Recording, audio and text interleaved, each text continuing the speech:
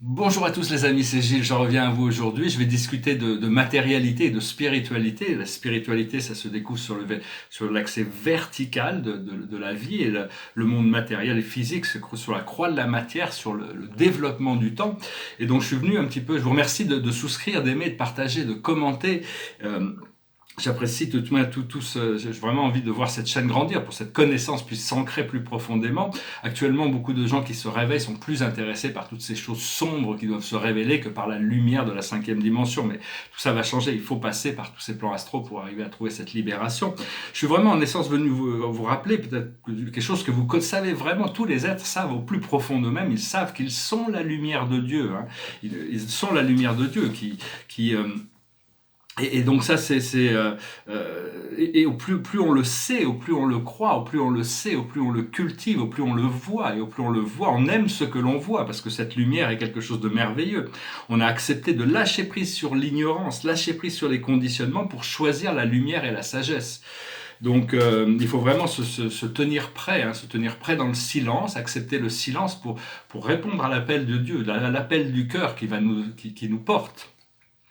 Et donc savoir que Dieu ne choisit pas d'aimer certains enfants et de ne pas aimer les autres. Il ne peut pas, il n'est pas en train de faire créer des séparations entre les gentils et les méchants. Il les aime tous de manière égale. Seulement, il a la responsabilité d'éduquer tout l'univers. Et donc chaque personne doit faire face à ses propres causes, ses intentions pour que chacun puisse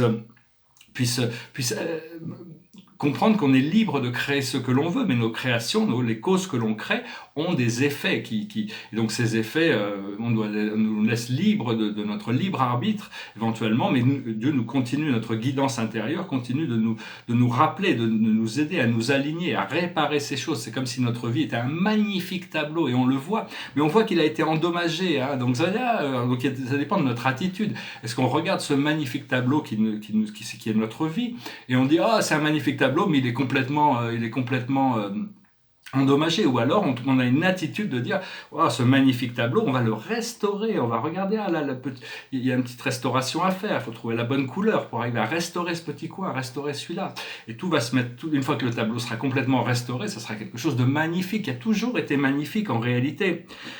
Il faut penser à Dieu comme notre amour, comme notre meilleur ami, hein, et en réalité c'est la plus importante de toutes les connexions.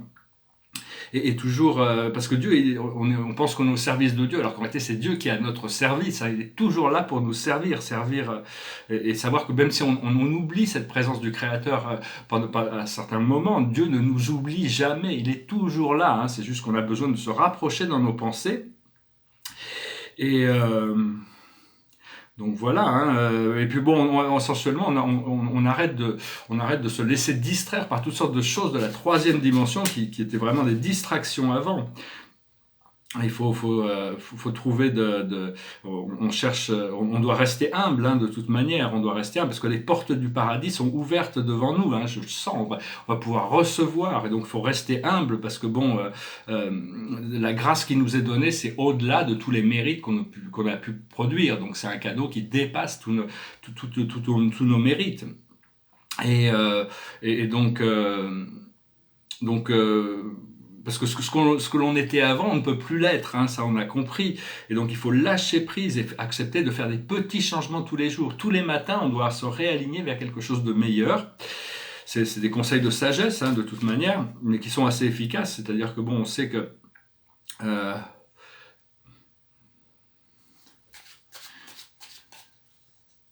parce que même quand on ne peut pas faire les choses que l'on veut faire, il y a des moments où on ne peut pas faire les choses que l'on veut faire, mais on peut déjà être ce que l'on désire être. Donc c'est important de ne pas se laisser... Même si on ne peut pas faire déjà les choses que l'on veut faire, on peut déjà être ce que l'on voudrait être. Et à partir du moment où on est ce que l'on voudrait être, les opportunités pour faire vont se présenter. Et voilà, parce qu'il faut apprendre à devenir les yeux, les oreilles et les mains de Dieu dans le monde, hein, apporter cette guérison partout où on va, la joie, le bonheur, la liberté, le plus possible. C'est vraiment les portes du paradis qui s'ouvrent, c'est au-delà même de ce que l'on peut concevoir ou accepter à ce point, mais il faut être dans la gratitude et l'humilité de pouvoir recevoir et d'accepter ça comme la seule réalité qui peut s'ouvrir devant nous. J'espère que ce message résonnera avec vous, mais si ça résonne forcément avec la lumière à l'intérieur, parce que cette lumière à l'intérieur a envie de se manifester. Notre âme a besoin, a envie de s'exprimer, de trouver cette complète possession, de retrouver tous nos pouvoirs psychiques, notre conscience de la sagesse, de la lumière, de la beauté, de toutes ces choses, d'accepter la grâce, d'accepter toutes ces choses qui sont des dons naturels, qui sont notre héritage. Je vais tirer quelques cartes avec le tarot des anges. Le passé, c'est la compassion. Le présent, c'est la réjouissance. Et le futur, c'est l'enthousiasme. Je n'ai pas besoin de trop les interpréter. Actuellement, les choses sur lesquelles on travaille, c'est la patience. C'est auto-évident. Hein. Et l'aboutissant de ce travail que l'on fait, ça sera l'acceptation, pouvoir accepter qui on est, où on est, tout ce que l'on est. Et à partir de là, on peut s'accepter soi-même, on peut commencer à s'aimer soi-même, on peut commencer à accepter cette part de divinité en nous aussi. Et donc voilà. Je voulais dire, l'archange Michael a annoncé son intervention. L'archange Michael est un des êtres les plus puissants de l'univers. Hein. Parce que bon, il y a des êtres très puissants dans les plans très très très hauts de l'univers, mais les archanges sont vraiment, ils ont été créés très élevés, mais ils ont quand même la capacité de travailler avec les mondes inférieurs. Ils sont là en essence comme enseignants de toute la vie céleste la vie céleste inférieure et même des mortels. Hein. Donc il faut l'appeler, il faut accepter son intervention, appeler l'archange Michael. Quand vous avez une peur ou vous avez un doute, appelez-le, il va venir, il va vous aider. Hein. Parce que la non-interférence, c'était pour nous permettre de voir si on pouvait développer l'amour et la compassion malgré toutes ces choses sombres qui peuvent se passer autour de nous. Mais donc, on a vu que l'humain est capable de développer cette solidarité, cet amour, cette compassion. Mais enfin, il y a plus de... Cette non-interférence n'est plus en cours, hein. C'est-à-dire savoir qu'ici, cette planète, d'un point de vue céleste, c'est quelque chose d'assez exceptionnel parce que c'est un grand centre archangélique. C'est une toute petite planète, très confuse et très sombre, mais il y a énormément d'archanges. Il y a 800 000 archanges qui fonctionnent dans notre univers local, et certains des plus grands archanges ne sont pas tous là, hein, parce qu'il y a des millions d'autres planètes, ils doivent s'occuper de toutes les autres planètes aussi. Mais notre planète est vraiment un grand centre d'attention. Il y a certains des archanges principaux on leur a donné la mission de venir nous assister. Et donc chaque fois que l'on ressent une peur ou un doute, appelez l'archange Michael. Le simple fait de l'appeler, même si vous ne pouvez pas le voir, même si vous ne pouvez pas même ressentir son énergie, il a des légions d'anges avec lui, ça permet d'établir cette connexion. Et petit à petit, cette connexion va s'ancrer et on pourra travailler en essence, en coordination avec ces forces angéliques qui nous donnent un pouvoir extraordinaire. D'ailleurs, bon, je sais que dès que je vais pouvoir atteindre ces plus hautes fréquences angéliques, hein, l'archange Michael m'a dit qu'il serait lui-même mon guide dans ces dimensions, et que bon, il y a un autre archange qui m'a été assigné personnellement parce que ma mission est assez importante sur Terre. Donc, on va voir, de toute manière, tous les archanges sont des êtres divins de lumière, ce sont des anges, mais qui sont connectés à des légions angéliques, c'est-à-dire les anges de l'archange Michael, on porte la fréquence de l'archange, c'est-à-dire si vous pensez à l'archange Michael, il n'a pas besoin de se déplacer, un de ses anges vient, et c'est comme si l'archange Michael était là avec vous. Hein. Donc c'est vraiment renforcer notre foi. Après ça, bon, je voulais parler un peu du prochain acte, hein, ce qui va se passer. Ça pourrait être la révélation des extraterrestres négatifs qui sont en réalité vraiment ceux qui sont responsables de tirer les ficelles derrière ces humains négatifs aussi. Hein. Donc qu'est-ce que j'ai marqué là ? Donc oui, parce que bon, il y a aussi ça peut être aussi des révélations sur les archanges, sur les extraterrestres positifs aussi qui peuvent arriver. Ça peut être sur les êtres d'Agartha, ça peut être sur les villes intraterrestres, la Terre intérieure, mais ça peut être aussi ces villes qui existent dans les couches de la Terre. Il y a des bases négatives et positives d'extraterrestres qui sont là depuis très très longtemps. Il y a toutes sortes de choses ça peut être des êtres qui remontent du profondeur des océans aussi. Il y a des communautés au fond des océans qui sont très avancées, comme dans le film Diabé. Il y a toutes sortes de choses qui peuvent se passer, tout est commandé de là-haut, donc il faut vraiment être prêt à tout. Et puis je vais parler un petit peu de deux choses scientifiques après, mais je tire une dernière carte, c'est l'île au trésor. Hein. Vraiment, on a cette île au trésor, on doit aller miner les trésors, on va trouver cette caverne d'Ali Baba, c'est ces trésors spirituels, il y a toutes sortes de trésors spirituels qui vont se découvrir. Alors je voulais dire, je vais faire chanter une chanson et tirer une dernière carte, mais je voulais dire, il y a deux choses, c'est que la première, c'est que mes lettres sont envoyées. Le chat était sorti du sac, hein, c'est-à-dire la connaissance est là.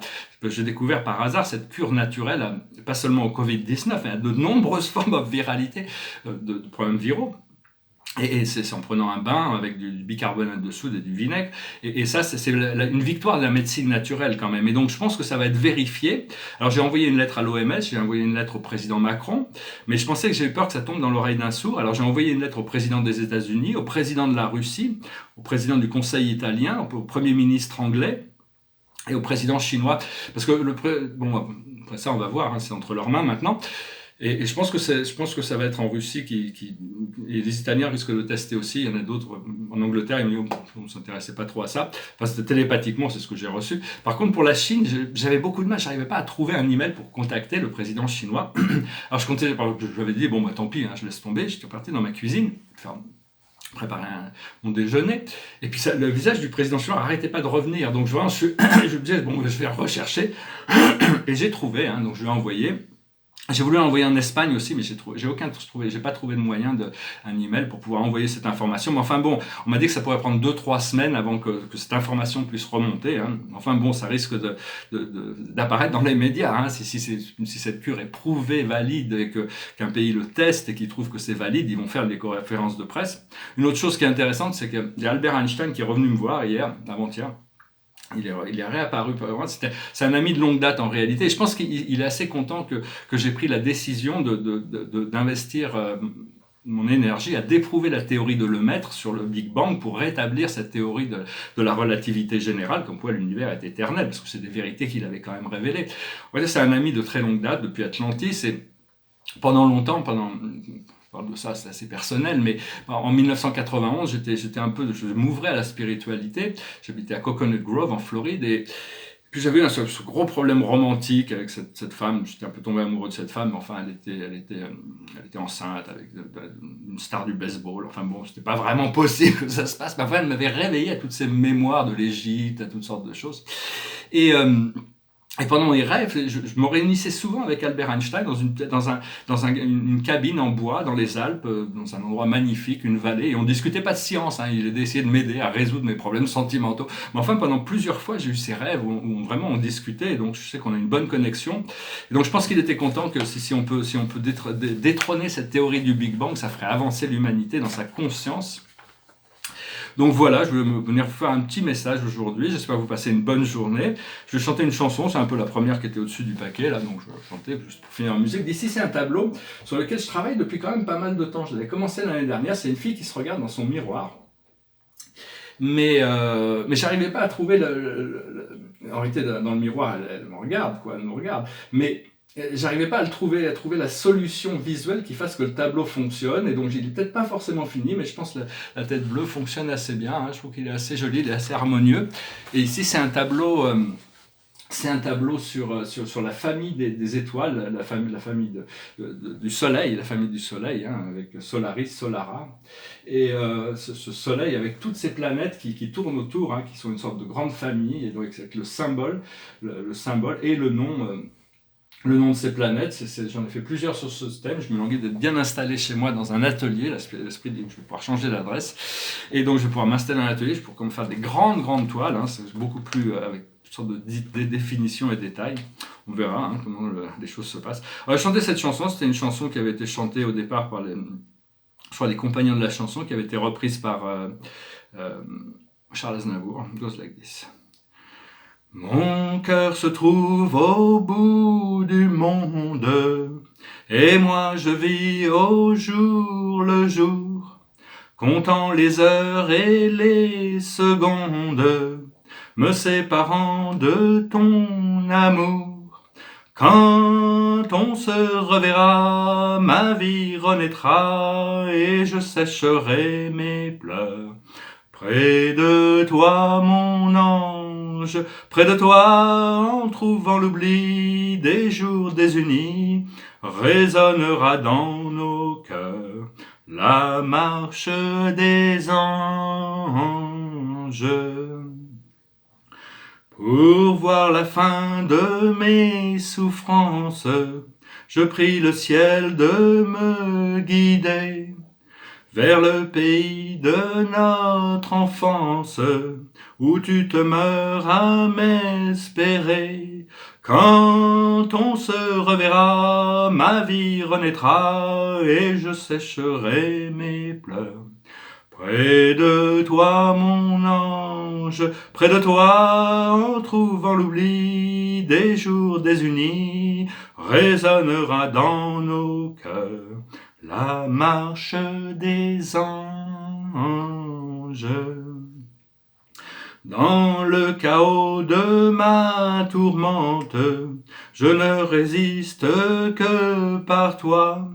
C'est ton visage qui me hante et le son de ta voix.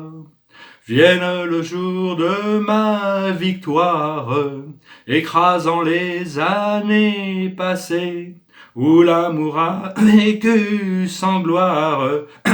Vienne avec toi le temps d'aimer. Quand on se reverra, ma vie renaîtra et je sécherai mes pleurs. Près de toi, mon ange, dans tes bras, en trouvant l'oubli des jours désunis, résonnera dans nos cœurs la marche des anges. Voilà, très belle chanson. Je crois que c'est une chanson allemande, originalement, une chanson ou anglaise ou allemande traditionnelle. C'était la musique d'un film.